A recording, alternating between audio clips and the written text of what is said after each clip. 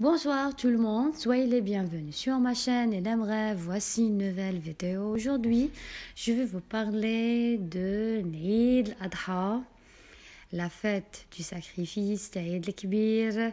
Alors, disons, c'est la grande fête. Alors, l'Eid al-Adha, la fête du sacrifice, plus communément appelée Eid al-Kibir, la grande fête, marque la fin du pèlerinage. Ça veut dire quoi, pèlerinage? Il désigne quoi? C'est un voyage fait par dévotion à quelques lieux consacrés. Ça veut dire que est-ce qu'ils partent, les musulmans, au Mecque. D'accord? Alors, il devrait être célébré le mercredi 21 juillet 2021. Sauf que les autres pays qui ont fêté la grande fête aujourd'hui, ça veut dire mardi 20 juillet 2021, selon le calendrier lunaire. D'accord? Alors, chaque pays ou bien chaque endroit, il célèbre la fête selon le calendrier lunaire. D'accord? Alors, elle est d'une des deux plus grandes dates dans le calendrier des musulmans, avec l'Eid al-Fitr qui marque la fin du Ramadan. Alors, remontant aux origines, l'une des célébrations les plus importantes de l'année pour les musulmans. Alors, cette célébration commémore le sacrifice d'Ibrahim qui symbolise par ce geste sa soumission à Dieu.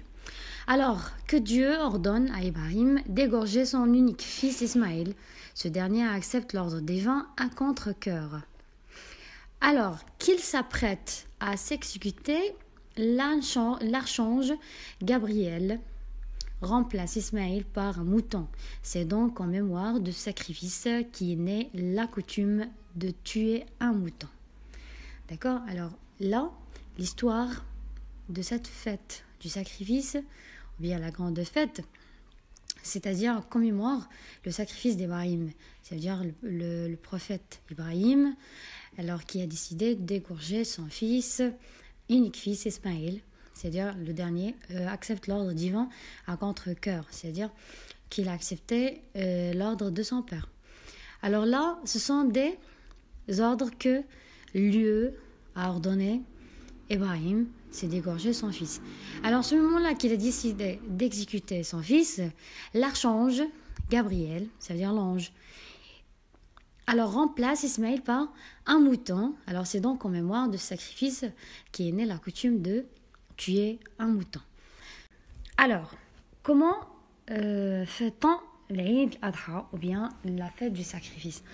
Alors, quelques minutes après le lever du soleil, après la prière de l'Eid et un prêche de l'imam. Ça veut dire que l'imam donne un cours, ou bien il parle de l'occasion de l'Eid al-Adha et ainsi de suite.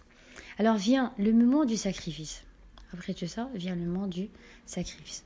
Alors selon la loi islamique, le sacrifice de la bête revient au chef de la famille. C'est-à-dire, dans une famille, nous avons un père, une mère, des frères, des sœurs. Alors c'est le père qui va prendre le rôle d'égorger la bête. D'accord? Alors c'est le chef de la famille. Alors qui peut confier la tâche à un sacrificateur reconnu. C'est-à-dire, s'il ne connaît pas le faire, donc il y a un boucher qui vient joindre la maison et qui peut prendre la tâche, alors qui peut faire la tâche, pardon. Donc, l'animal doit être positionné de manière à avoir la tête vers la Mecque, c'est-à-dire qu'il prend la direction vers la Mecque. Alors, pour ensuite être partagé. Alors, après d'égorger la bête, alors la bête soit partagée en 3 parties. La première partie, c'est pour la famille, d'accord? La deuxième partie, c'est pour les voisins, les amis. Et la dernière, c'est-à-dire que c'est la meilleure, c'est ça l'objectif tout d'abord du sacrifice, ça revient pour les pauvres. Alors c'est la troisième partie donnée pour les pauvres. Alors, dans le Coran, c'est-à-dire le livre saint des musulmans, il est écrit que pendant son sommeil, le prophète Ibrahim entendit des voix qui lui demandaient de sacrifier son fils.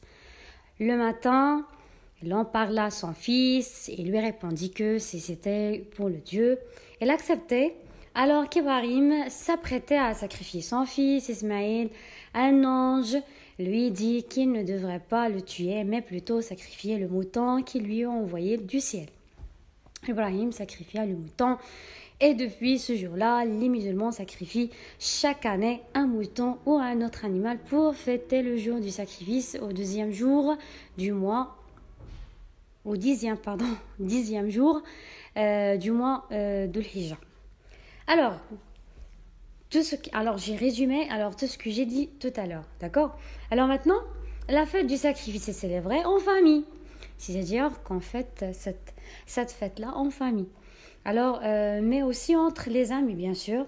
Alors, c'est au cas où quelqu'un qui a des empêchements de rejoindre sa famille, il peut la fêter avec ses amis, ses voisins et ainsi de suite.